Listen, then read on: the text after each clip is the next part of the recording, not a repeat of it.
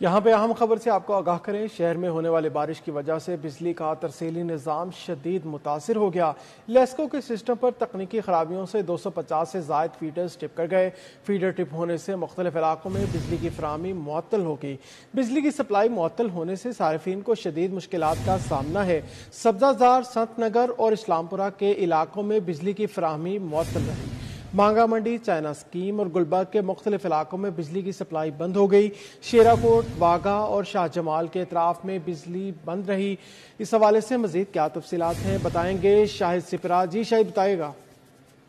जी बिल्कुल, शहर में होने वाली मूसलाधार बारिश से लाहौर इलेक्ट्रिक सप्लाई कंपनी का डिस्ट्रीब्यूशन सिस्टम भी मुतासिर हुआ है और कंपनी के 250 से ज़ायद 11 केवी फीडर्स में तकनीकी और फनी खराबियां पैदा होने की वजह से बिजली की सप्लाई मुअत्तल हुई है और बिजली बंद होने की वजह से सार्फिन को मुश्किलात का सामना करना पड़ रहा है। क्योंकि मुसलसल बारिश हो रही है तो ऐसे में बरकी लाइनों पर लेस्को के लाइन स्टाफ को काम करने में दुश्वारी का सामना है। दूसरी जानिब लेस्को चीफ मोहम्मद रमजान भट्ट की जानिब से तमाम जो ऑफिसर्स और मुलाजमीन हैं उनको हदायत जारी की गई हैं कि जिन जिन इलाकों में बारिश का सिलसिला थम गया है वहाँ बहाली का काम शुरू किया जाए।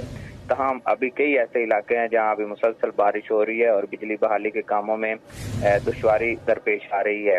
इस जो मौजूदा हालात हैं इससे तो यही लग रहा है कि लेस्को को तकरीबन 4 से 5 घंटे का वक्त दरकार होगा। अगर अभी बारिश थम जाती है तो मुतासरा इलाकों में बिजली बहाल की जा सकेगी।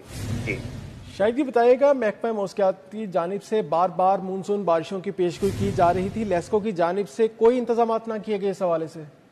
देखिए, मौसम सरमा में शटडाउन लेकर मेंटेनेंस का काम किया जाता है, जंपर्स को अपग्रेड किया जाता है और जहां पे दरख्त की टहनियां बरकी लाइनों से टकराती हैं उनकी कटाई का काम भी होता है। लेकिन बाद ऐसे इलाके होते हैं जहां पे दरख्तों की कटाई की इजाजत नहीं दी जाती, पीएचए रोक देता है या कोई प्राइवेट हाउसिंग सोसाइटीज होती हैं वो भी मना कर देती हैं।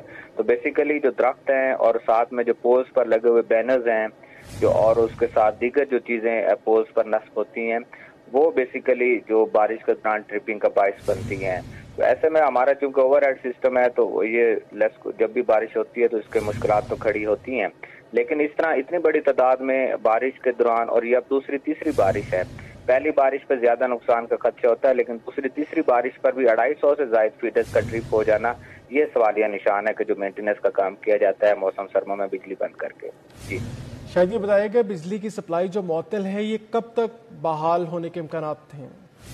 देखें, जिन इलाकों में बारिश का सिलसिला थम गया वहाँ तो बहाली का काम शुरू किया जाता है। बेसिकली जो एसओपीज हैं उसके मुताबिक तो लाइन स्टाफ की सेफ्टी को मद्देनजर रखा जाता है, क्योंकि बारिश के दौरान बरकी आलात पर काम करना, पोल्स पर जाना या बरकी लाइन पर ट्रांसफार्मर पर काम करना ये जानी नुकसान का बायस बन सकता है। इसलिए रोका जाता है लाइन स्टाफ को वो काम ना करें। लेकिन जिन सब डिवीजन्स में क्रेन्स मौजूद है, बकेट क्रेन मौजूद है, वहाँ स्टाफ काम भी करता है और बहाली का काम भी किया जाता है।